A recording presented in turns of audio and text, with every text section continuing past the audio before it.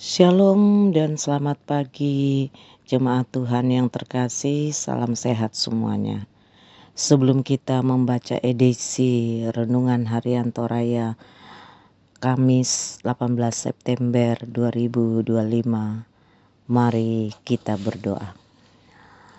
Pujian, syukur dan hormat kami naikkan kepadamu Bapa di sorga yang penuh kasih.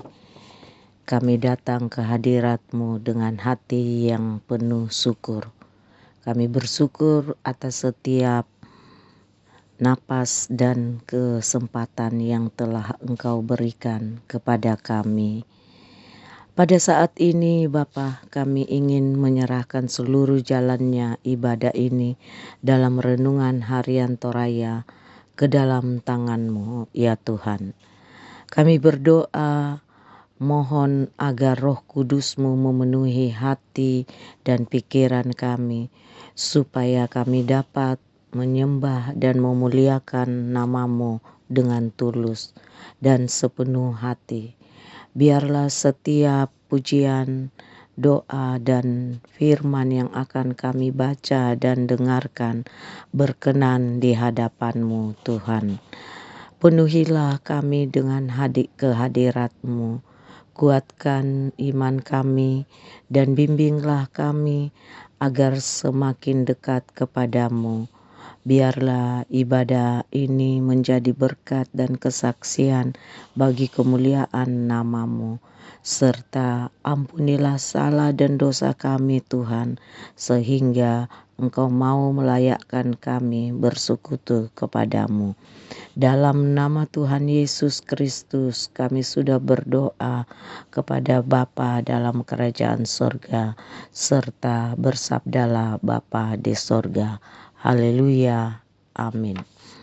Bacaan firman Tuhan pada hari ini terdapat dalam Roma 3 ayat 1 sampai 8.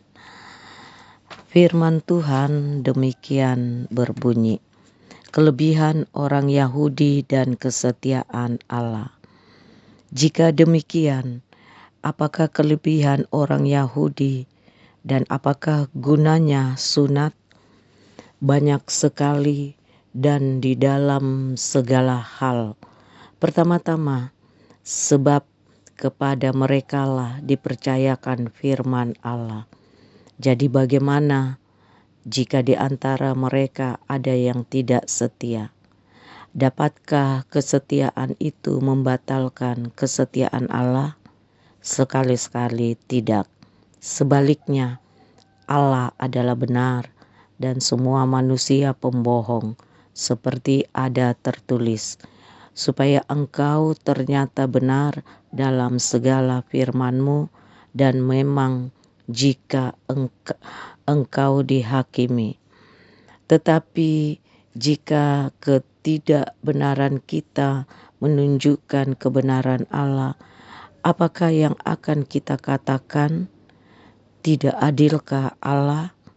Aku berkata sebagaimana manusia, jika ia menampakkan murkanya, sekali-sekali tidak.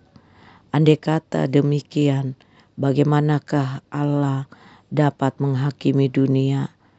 Tetapi jika kebenaran Allah oleh dustaku semakin melimpah bagi kemuliaannya, mengapa aku masih dihakimi lagi sebagai orang berdosa? Bukankah tidak benar fitnaan orang yang mengatakan bahwa kita berkata, marilah kita berbuat yang jahat, supaya yang baik timbul daripadanya. Orang semacam itu sudah selayaknya mendapat hukuman. Amin. Tema renungan kita pada pagi hari ini, kesetiaan Allah, atau dalam bahasa Toraja, Manasa Tangleluk Tupuang.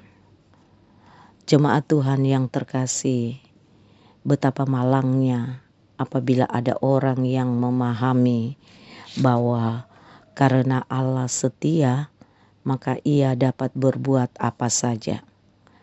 Bukankah Allah setia pada kasih perjanjiannya? Pertanyaan ini bisa berdampak pada pemahaman bahwa dosa sekalipun bisa mendatangkan kebaikan. Tentu kita tidak akan pernah sepakat dengan pendapat tersebut. Jemaat Tuhan yang terkasih, dalam Roma 3 ayat 1-8 hendak menegaskan tentang kesetiaan Allah. Allah adalah setia, sekalipun orang Yahudi yang kepadanya pertama-tama dipercayakan firman Allah kedapatan tidak setia pada ayat 1-4 dan ayat 5-7 hendak menegaskan bahwa keadilan Allah menghukum dosa atau ketidakbenaran sekalipun menunjukkan bahwa Ia adalah setia dan benar. Allah bukan mencari pembenaran di balik dosa manusia. Allah tetap benar, dan karena itu Allah tidak pernah kompromi dengan dosa. Dosa dan kejahatan manusia sama sekali tidak dapat menimbulkan kebaikan. Bisa kita baca ayat 8. Jemaat Tuhan yang terkasih, kita dapat mengatakan bahwa seseorang sesungguhnya sedang mencemooh kasih karunia Allah jika ia berdalih membenarkan perbuatan jahatnya. Contoh ungkapan, embaina melo-melo sia kami, penggauran kitu kami, tang malena bang mah gereja. Kita juga tidak bisa mengatakan bahwa apapun yang kita perbuat asal hasilnya baik. Pemahaman ini akan membuat kita menghalalkan segala cara.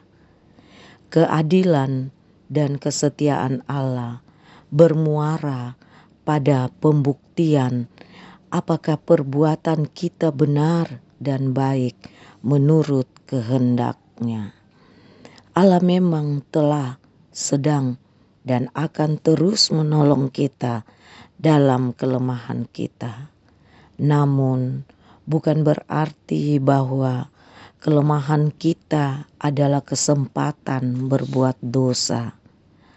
Anugerah keselamatan dalam Kristus sama sekali tidak pernah membuka ruang untuk mempermainkan kesetiaan dan keadilan Allah. Karena itu, jemaat Tuhan yang terkasih, marilah kita setia sebagaimana Allah kita adalah setia dan benar. Amin. Demikianlah renungan kita pada pagi hari ini. Dan mari jemaat Tuhan kita satu dalam doa menutup ibadah kita. Tuhan yang Maha Kasih, terima kasih atas waktu teduh bersamamu hari ini. Terima kasih karena melalui firman-Mu, Engkau telah berbicara kepada hati kami. Ajarlah untuk tidak hanya menjadi pendengar, tetapi juga pelaku firman-Mu. Biarlah kebenaran-Mu berakar dalam pikiran kami, mengubah sikap hati kami, dan terpancar melalui tindakan kami hari ini dan seterusnya. Tuhan, jika ada teguran dalam renungan ini, berikanlah kami kerendahan hati untuk menerimanya dan kekuatan untuk berubah.